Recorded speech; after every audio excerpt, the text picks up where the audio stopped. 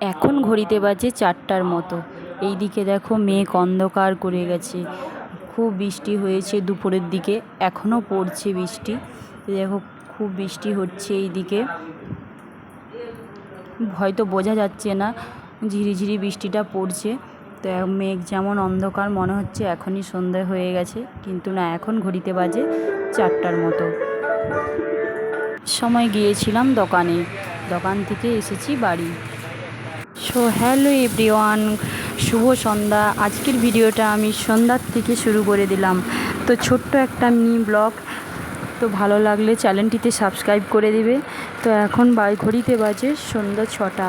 দিয়ে সন্ধ্যা দেখানোর পর মেয়ের ইচ্ছে ছিল যে ওকে চাউমিন বানিয়ে দিতে হবে। চাউমিন খাওয়ার মতো কিচ্ছু ছিল না বাড়িতে, আলু ছিল একটু, আলু দিয়ে চাউমিন ওকে ডিম দিয়ে করে দিলাম। দিয়ে সেই করতে দেখছি দুপুরবেলা একটা পার্সেল এসেছিলো। পার্সেলটা খুলবার মতো আমার সময়ই হয়ে ওঠে না, দিয়ে তার জন্য পার্সেলটা এখন সন্ধ্যাবেলায় খুললাম, দিয়ে দেখছি মেয়ের জামা।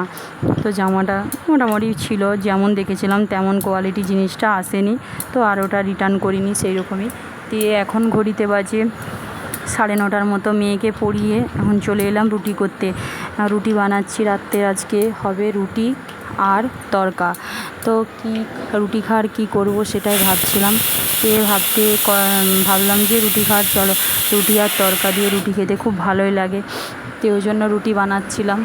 তো আমি খুব একটা ভালো রুটি বানাতে পারি না, যেটুকু বানাতে পারি মোটামুটি কাজ চালানোর মতো পারি। দিয়ে রুটি বানাচ্ছিলাম, রুটি করলাম, এদিকে তড়কা করলাম। মেয়ের সে তড়কা খায় না, সে খাবে দুধ রুটি। তার দুধ রুটি হয়ে গেলে তার কিচ্ছু লাগে না, সে দুধ রুটি দিয়েই তার খুব ভালো।